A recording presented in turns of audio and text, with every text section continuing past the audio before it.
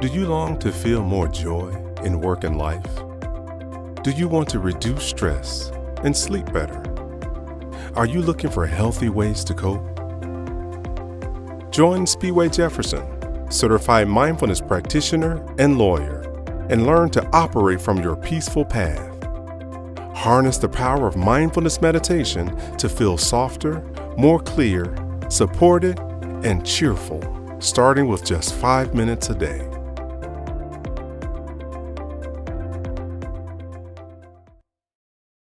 Confidence is key to success in any aspect of our lives, from building better relationships to making strides in our careers. But it's easy to feel lost when it comes to mustering self confidence. How then do you establish and hold on to the right mindset to help you feel consistently confident? Well, hi there. My name is Speedway Jefferson, author of the book and journal Mindful in 5. Today, I am talking to my returning guest, the three-time international best-selling author, inspirational speaker, and confidence coach, aka the Queen of Shine, Dorothy-Inez. If you are just catching up to us, I invite you to listen to episodes 50, I think there were 57 and 59 of season 3 of this podcast. And that's when we met Dorothy-Inez, and she walked us through how to build confidence from the inside out, and then how to leverage self-care in your confidence. Well, hello, Dorothy-Inez, and welcome back to Mindful in 5. Well, hello, Speedway. I am so excited to be back on Mindful in 5 and drop some nuggets to your amazing audience today. So the last time you were here, I asked you, why couldn't we just power through just the sheer force of our will? And where we landed was on the importance of mindset, which then teed up this episode that we're talking about now. So as a starting point, can you share with us why mindset is so important to the concept of confidence? Absolutely. So confidence, to me, and how I've experienced confidence, Speedway, it starts in the mind. It's about what you believe about your skills, gifts, and talents, your ability to execute. And so if you think you can't, you can't. If you think you can, you can. And so that is truly where mindset begins, because you'll talk yourself out of things before you ever get started. So you have to have the right mindset and willingness to step into your fears if you want to develop your confidence. Well, I like what you said about if you can, you can. If you can't, you can't. You know, you hear that being referenced as self-fulfilling prophecy, manifesting. For God lovers, in the Bible, it says, seek and you shall find. And so in your work, what are examples of the kind of mindsets that undermine confidence? So I will look at some of the things that I see that I had, because that's what makes me so passionate about is I struggled with confidence. And so my number one thing, and this is for pretty much 100% of the women that I serve, is I don't know enough. I'm not worthy. I need to know more. I'm not ready. And a big one that women struggle with is comparison. They're always comparing themselves. I can't tell you how many times I hear women, well, you can do that, or that's okay for you, but I could never do that. And that's, and that goes back to, if you think you can, you can't. Or you think you can't, you can't.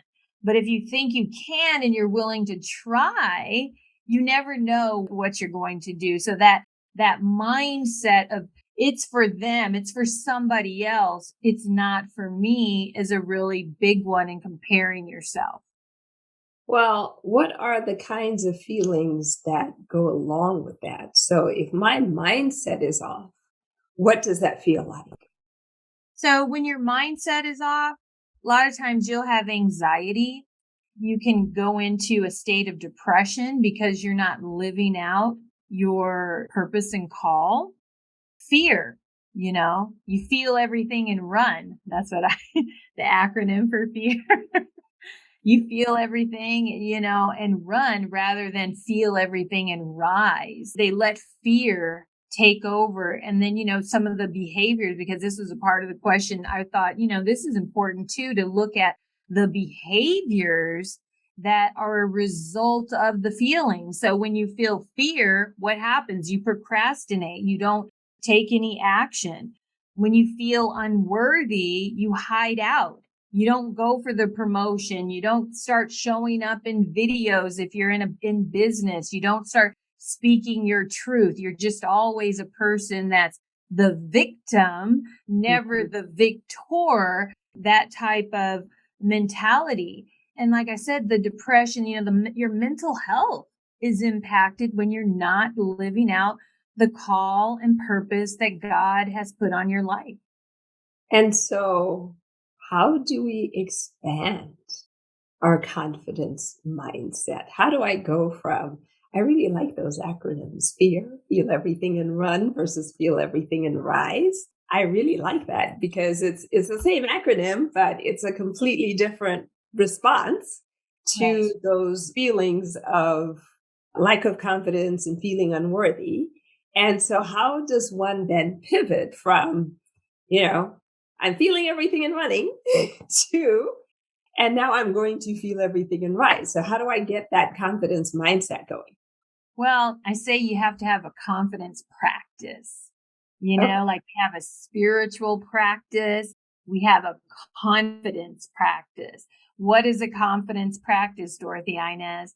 Well, that's the feel everything and rise. That's when you step into the energy of that. Even though I'm afraid of speaking, I'm going to do it anyway. Even though I'm afraid to ask for more money on my job, I'm going to do it anyway. And so those are big things. But then there's small things that you can do every day to practice your confidence, build your confidence muscle, like the sacred art of saying no. No, no. I always tell people, my clients, I tell them, you know what? Today, I just want you to walk around your house and practice saying no. Just no. All different forms of no. No, no, ma'am. No, no. Whatever that looks like for you, practice saying no. And even if you have time in your schedule to say yes, say no, because we say yes to a lot of things because we're afraid to say no. So the more you say, because that's a hard one, so you can get good at saying no, you can get good at anything. So that's another one. And personal development, take time every day to listen to a YouTube video, an inspirational talk from Oprah or one of your favorite Tony Robbins, Jay Shetty, somebody who's speaking power, who's giving life-giving words over you every day. Get support, get a coach, get somebody to help you, somebody who believes in you, get in the right circle, because that's another really important thing. So that's how we develop, and repeating, repetition. When I did my thesis work on the study of confidence, repetition is key to developing your confidence, because you do it once, even when you do it scared, maybe you didn't do it so well, and you go, that wasn't as hard as I thought. Okay. I can do this again. And then you do it again and you do it again. And before you know it, it's like riding the bike. Do you remember that first time you rode the bike and then you fell off? Did you stop? Or the first time you walked, did you stop trying to walk? No. So it's possible. It's about what you put your mind to. Again, I can't stress enough. Victor, victim, which one are you? Okay, so let's start with the first thing you suggested. This no, you know what that made me think of? I have daughters that I raised that are now 17 and 20 now. But when they were like a year and a half, too, and all of those of you who are the owners of toddlers or who have owned toddlers or been around toddlers, if you've got like nieces, nephews, grandkids, you know this might sound really familiar. But there was a time when, developmentally they're coming into a phase where they're trying to exercise dominion over their environment. Developmentally, that's what's happening. In terms of how it manifests, it's no to everything, even things that they want. Olivia, would you like some cereal? No. Olivia, would you like to go play outside? No. And it's, and it was like everything I asked this kid, no, no, no. And it was like, this was her favorite word. She had just figured out that there was power in the word. And yeah, and I, as you were talking, I was thinking, so at some point we all forgot, or we had it beaten out of us that we can't say that because mommy and daddy do not respond well when you say no. Exactly. That they want. And so it's almost like we have to relearn the art of saying no. And so even as we're practicing, right, it's great to practice around the house. But to your point, though, if I'm nervous about saying it because I feel like maybe I'll be liked less, or maybe I will be viewed as being an uncooperative employee, or I'm not going to get the promotion if I say no to too many things. Are there certain guidelines or things that you would say, here's how you think about saying no? Here's what to say no to when we're actually out there in the workplace or out there in an environment where we're interacting with people. Not that I've had all this practice in my house. Mm-hmm. So I'm glad you asked that, because I was like, I hope she doesn't go to the next question, because I want to say something on this no thing. So no, number one, the sacred art of saying no is a self-care practice. Mm-hmm. And as busy professionals that we all are listening in on this call, we need to learn this, because you have to ask yourself, I'll ask myself, will saying no to this thing make me happy? Will it give me peace? What will I be able to do because I said no that I need to do for me?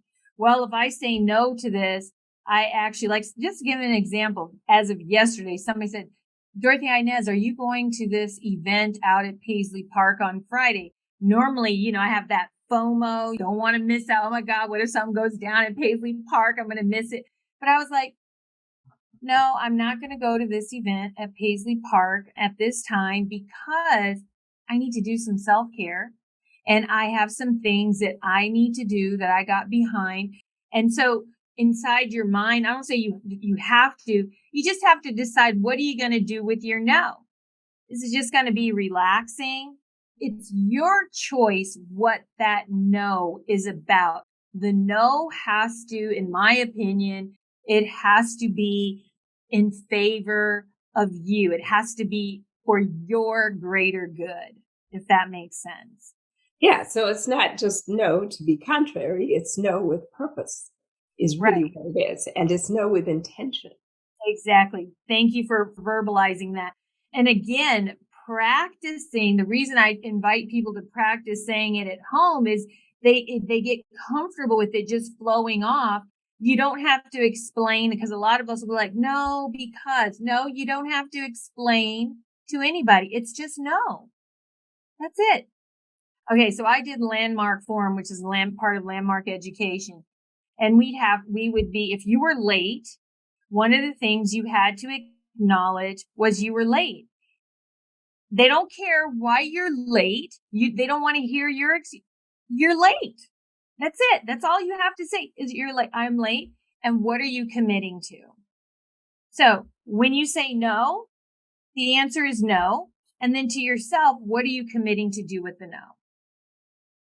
Oh, interesting. I love that. And then your second point. So I was busy writing notes as you were talking, because I was like, oh, this is interesting. This is good stuff.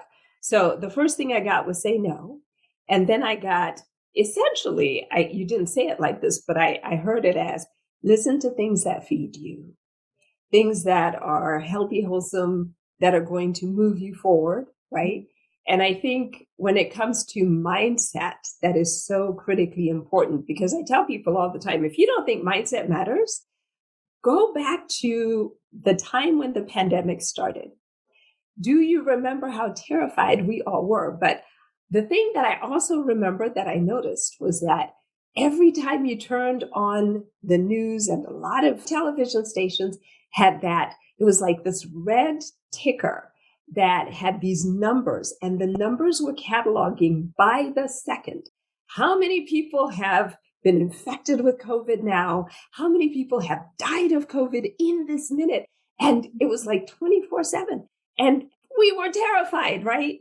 And I remember just thinking, well, until there's news, right? One more person, 10 more people, this is not really news. It's not a change. So maybe until there's some statement about vaccinations or cures, there's really nothing new other than, and people are still sick and we are still dying. And so actually, I stopped listening and watching that news. And so at night, when the family was together, we would all watch just regular television. And it immediately created the sense of normalcy in our house.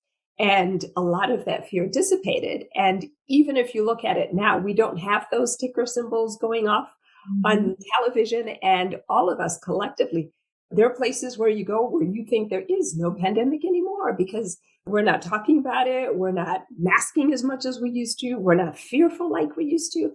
And so I think that is what I think about when I think of the importance of mindset and what you allow into your brain, into your mind, into through your five senses. What is it that you're taking in? And it feels like it's so important for us to be watchful, even of what we are allowing ourselves to absorb, because it can play such a critical role in how we behave, how we think, how we perceive the world, and how we think of ourselves, even.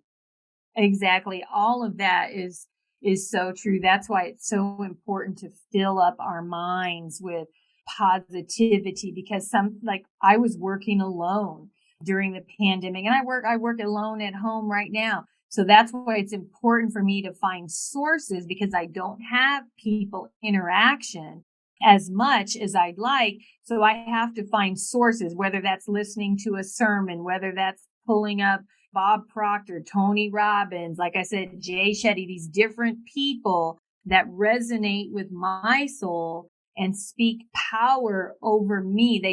They're speaking to my spirit, telling me, you got this, you can do this, you were made for more. And you begin to believe that, because we get over 60,000 thoughts per day that come through our mind. And about 85% of those are negative thoughts, and they're negative thoughts that you thought yesterday, and they just come into today. So you constantly have to be retraining your brain when you're going to sleep. Don't have the news on, because that's, planting into your subconscious. Be aware of what you're filling your mind with.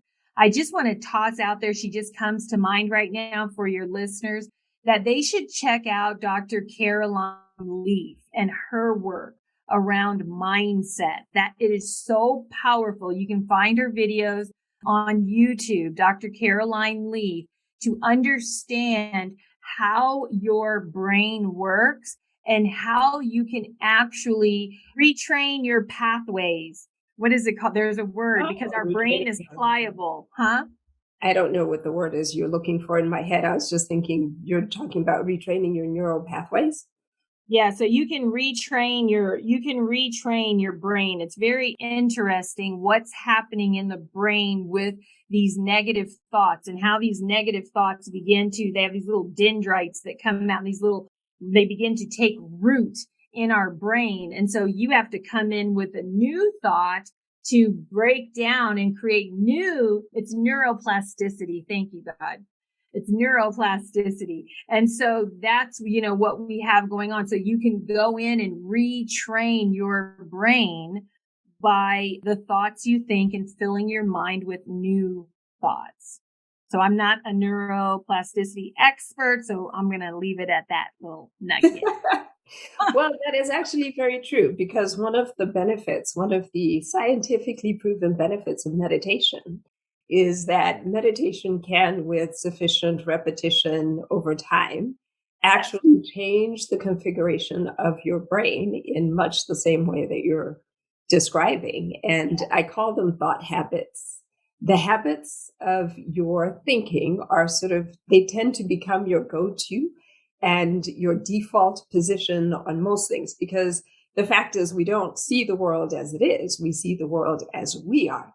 And so if I have trained my brain to go to the negative, every time something happens it gets easier and easier to just go down that path of negativity. And so part of the challenge, and I think part of what you find when you really are intentional about focusing and allowing positive thoughts to inhabit your brain, that's when you become one of those, glass half full type people that some people find so annoying, right? I like to say, show me a cloud and I'll find it and I'll show you a silver lining because, and what I realize is it's not that I'm just always chipper. It is that I have over time trained my brain and wired it so that I am just naturally looking for the optimistic. What is the lesson? What is the good that I can take away, even from an experience that is in the moment that might feel bad?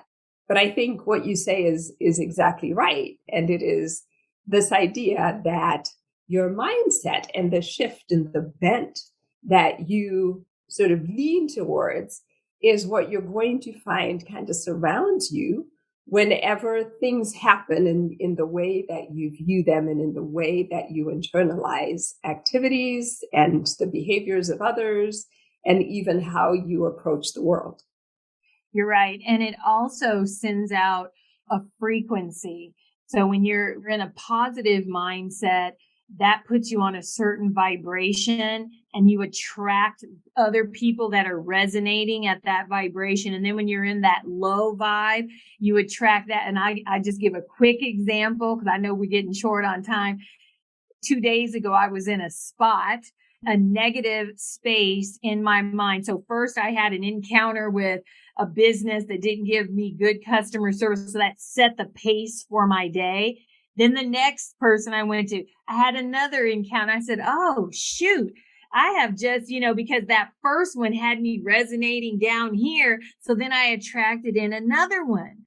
And I was like, oh, I got to do something. I can't talk to nobody else. I got to go. So I went and did a little something, something to myself, a little energy work and shifted it. But it's like when you have that awareness, you have looking at yourself. Where am I resonating? If you notice all this negativity stuff is coming, you might need to tap in more regularly to the mindfulness work that Speedway is talking about to up your vibration throughout your day. 5 minutes a day, 5 minutes, like 10 times throughout your day.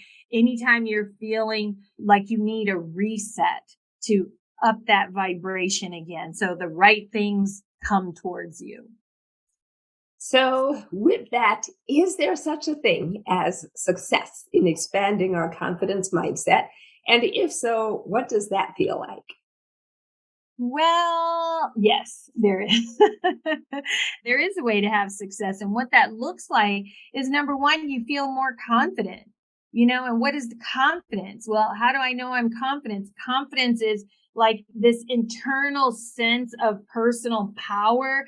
It helps you to stand up more straight. You've noticed that you begin to say no to no's. Your yeses are yeses. You're able to step into and first acknowledge I'm afraid of that. I'm afraid of this, but I'm going to keep on going. That's what the confident person does. And they allow it to be a learning opportunity for them. You also, body language is going to show that. People used to tell me, oh, you walk in a room, Dorothy-Inez, I can see you're confident. It's because your body begins to express confidence too. Your shoulders are back. Your eyes are more alert. You're giving people eye contact. Your handshake may be a little firmer than that little weak. I hate weak handshakes. You're just feeling more peace because you've gotten to this place, you're not comparing. Your worthiness factor has, risen. It's just how you show up and who you be in the world shifts, and the world feels it. Your family feels it. You might be letting go of relationships that, you were holding on to that aren't serving you, whether that's friendships or personal relationships. You might decide to go get yourself a new job or ask for that raise and ask for more money. If you're in a business, you might raise your rates. All these things begin to happen when you see the gift called you. Wow. So many people want to harness the power of mindfulness and they want to be more confident. They want to feel more joy and work with greater clarity and focus and be able to face each day with greater confidence and energy and passion for life.